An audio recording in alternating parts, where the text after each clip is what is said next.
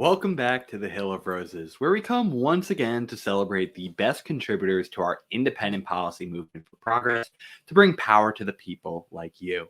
So, with us on the program today, we're going to be talking with Michael Madrid. And as a reminder, we're doing things a little bit differently now. We're switched to our recorded fashion compared to our live stream. So, we've broken things up into 3 parts for you, as well as a complete video. In today's conversation with Michael Madrid, he is a congressional candidate for New York's 10th district. That might sound a little familiar as we've talked to both Lindsey Boyland as well as Jonathan Herzog in the past. He's running as a libertarian against Gerald Nadler. And in our conversation, we get to hear about, a little bit about his background as a computer programmer and a biker and lover of karaoke. We then get to talk about his policy platform that I have to tell you, I've never agreed with a libertarian so much. Obviously, there's a couple disagreements here and there, but there's a lot to be loved there, such as, making sure that we reform our zoning laws, to basic income, to the simple fact that we need to be pricing carbon accurately into our economy. And then finally, we get to talk about, what's it going to take for the Libertarian Party to be seen as a real threat to the actual duopoly. So there's so much good stuff to enjoy. I hope you guys enjoy it, and I hope you guys will consider actually supporting his campaign against Gerald Nadler. So let's get into it. One of the things that we obviously talk here a lot about is that we're not fully defined just by the work that we do. There's so much more that we do outside of it. What are some of those activities that you spend your time outside of work doing? Okay, well, I've always had a deep interest in, economics is an interest as well as something professional, but history, I like battles a lot too, I will admit to. So all the various strategies and tactics which are used, very interesting stuff. But history, I have been known to sing karaoke maybe on occasion. Languages, and the languages in the karaoke, I sing various songs in various languages and like to speak them too, even when I'm not singing.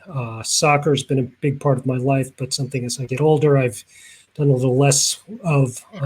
You unfortunately get injured, and then you. Yeah, I know that. I played soccer myself. Oh, did you? Yeah. I've ripped my Achilles, tore an MCL, and each time you do, you're just a little more hesitant to go back onto the field. And so I'm trying to get back into it, but it gets harder. So the bike, I really enjoy biking. So that's something where you're generally, even if you occasionally fall, it's less catastrophic. So yeah, I gotta say, it sounds like a lot like my father. He's a developer himself and does a ton of biking. But I wanted to ask you, what's your favorite karaoke song? Oh God, what day of the week is it? What month? Thursday. So let's say it's Thursday. What's the karaoke song today? Oh, geez. I have sung so many karaoke songs. I found out that the favorite list on my favorite karaoke places karaoke app is 300 songs, because that's how many I had my favorites list. Recently, I'm a little older, grew up in the 70s, 80s. Recently, I've been singing a lot of Neil Young. I can dig some Neil Young. A lot of great songs there. Hurricane is just, some people don't like it because there's just this long, 2-minute part. But, if karaoke places were open, that would be perfect for me, because I could just spend 2 minutes explaining my whole platform to people while we're waiting for the song to resume. I know that. See, there's so much that has been detrimented this cycle from just not being able to come in person. Yep. And so, one thing I'd love to ask you now, we're going to start exploring a little bit of the politics side is, you're running on the Libertarian Party line. Yep. And so I'd love to ask you, what originally drew you to becoming a libertarian? Well, as I mentioned, economics is a big interest of mine, and I've really found the beauty of free market economics.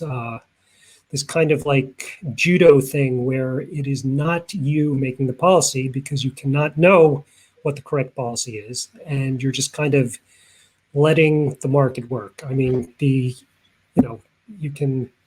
invisible hand doesn't always work, indisputably, and there are definitely things like externalities, pollution, which we have to figure into things. But if you can get those things right, in many, many cases, you can just let the market work. And, it is individuals expressing their free will, whether as a producer or a consumer, getting to vote whenever they choose to spend whatever dollars they have. And it just, is much more efficient than these big, ambitious projects which people have. So it was really realizing the beauty of how these things worked when they do work, and how well they work, that has been a big part of libertarianism for me. On the other side, I've never really understood, some of the prohibitions on what some people consider vices, sex work. I never understood that.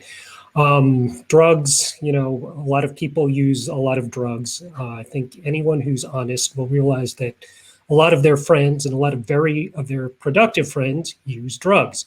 And it doesn't always have to be this life-ruining thing, this addictive thing. There is addiction.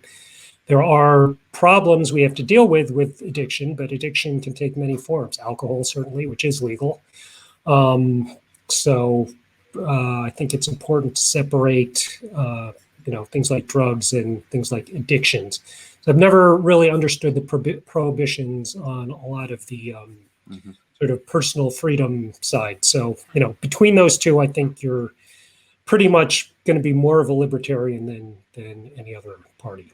Especially now, Republicans used to be somewhat free market, somewhat free trade, and a little bit less now. Yeah, just a little bit less. Yeah. So I think we're going to find a lot of common ground on some of those social policies that you had mentioned. Sure. And I think, frankly, when we go into our second part here, it's going to be interesting to explore and flesh out a little bit more of that economics, because I at least appreciate that you recognize that there are some of these externalities in the market that we do have to consider, and that not every single market works perfectly well in a free market sense. Because I think we can agree on a lot of parts. It would be better if the market was free, but I just think I agree with you. Some markets, that just does not work well. So we'll take a quick break, and then everyone, so we'll get into it. Thank you so much for watching today's episode of The Hill of Roses. We hope you enjoyed the conversation. If you did, please let us know by subscribing to our channel, liking today's video, and sharing the video with your friends. Also, if you want to be notified, please make sure you hit the bell when you subscribe. Finally, if you want to find more of our network's content, please go to thehillofroses.com. With that being said, we love y'all for helping the movement grow, and we hope you're staying rosy out there.